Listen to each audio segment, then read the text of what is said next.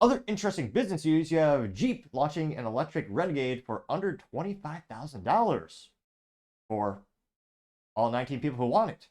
Because, again, it's just a bastardized Fiat with extra body panels. Because, well, Jeep is owned by Stellantis, which is the conglomerate around most of the brands. Well, they bought out Chrysler, which also owned Dodge and Jeep, and pretty much all the brands in Europe you've kind of heard of.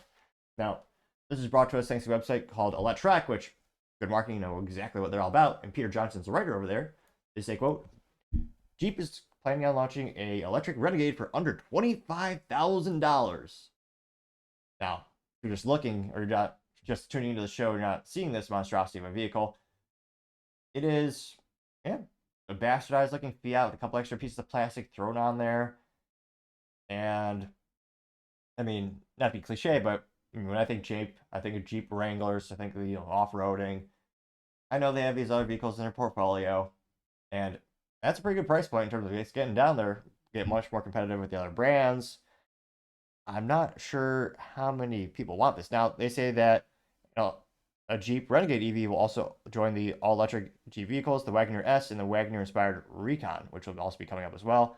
Now, they know that Jeep sales fell 6% to 642,924 in the U.S. last year, after slipping 12% in 2022, coming in at 684,614 units, another 2% in 2021, 778,711 units.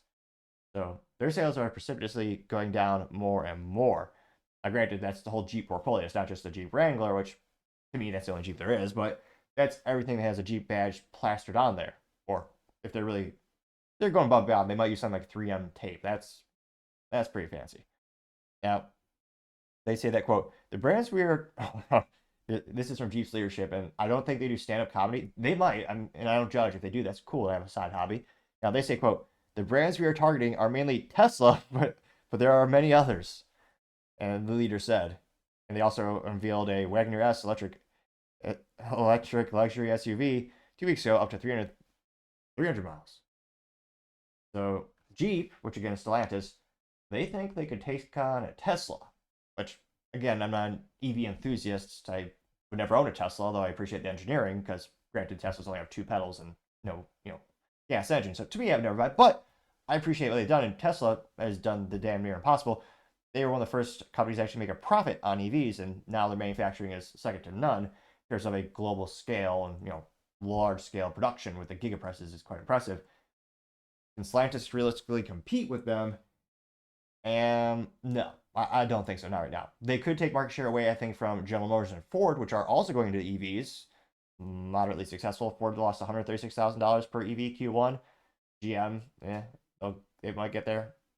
They all plan to get to profitability by the end of this year. That's the ballpark level that we're shooting for, which could happen. The losses are lessening, or rather, the losses are becoming less negative as time goes on. Now, they say that the brand will continue to have mid-size UV segment in North America while re-entering the small UV market globally. Jeep will expand its lineup from 10 to 13 over the next 3 years. By 2027, Jeep plans to have 6 all-electric vehicles. Right.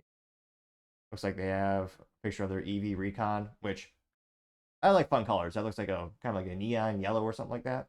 Which, that's the Jeep Recon electric SUV, which is very good for off-roading. As you know, when you go in the middle of nowhere in the desert, very opportune to have many charging stations. That's a joke because, this kind of the whole point of Jeep is to go off-roading where there's no civilization.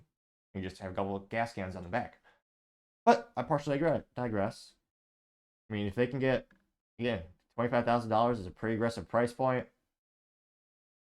I don't know. To be, though, no, I've never bought it, obviously, but it'll be interesting to see what kind of acceptance they see from the market. Do a lot of people go out and buy them just thinking, this could be the next thing since sliced bread? Probably not. But let me know in the comments. As always, I'd be fascinated to hear what you have to say.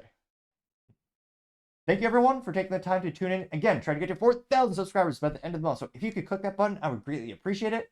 Also, give me a thumbs up, thumbs down, or comment is a great way to give me some additional feedback, letting me know how I can make the show better and better. Lastly, don't forget to take the time to tell your family, tell your friends, tell your coworkers, heck, tell your enemies, tell anyone and everyone.